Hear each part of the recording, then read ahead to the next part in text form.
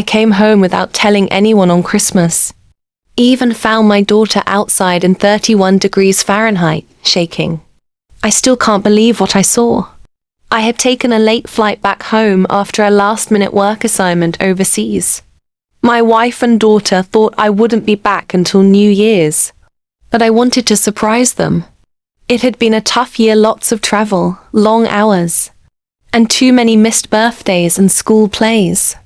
I thought coming home early would be the perfect gift. When I pulled up in front of the house, everything looked normal. Lights twinkled in the windows and snow was lightly falling.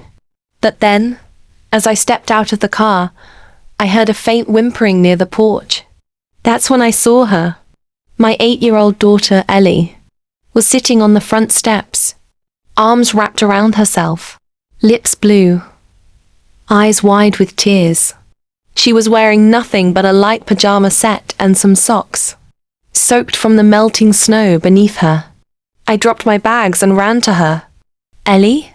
What are you doing out here?" She looked up at me, shivering so hard she could barely speak.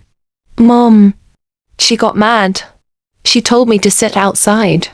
I didn't mean to drop the glass. My heart sank. I scooped her up into my arms and rushed inside.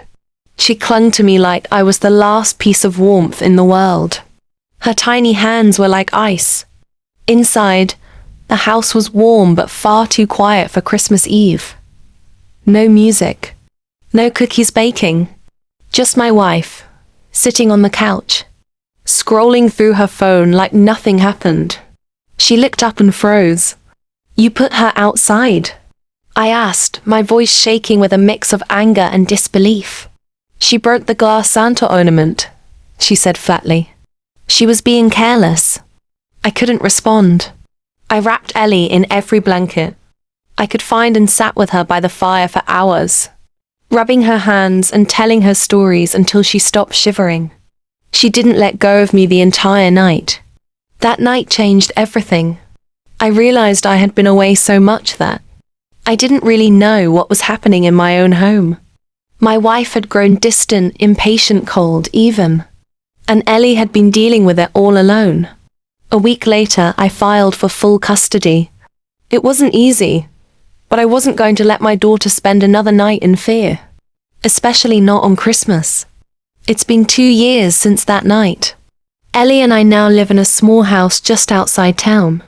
Every Christmas Eve, we make hot cocoa, build a snowman, and fall asleep under the tree together.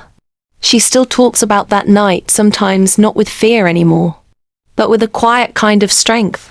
And every time she does, I hug her a little tighter, grateful I came home when I did.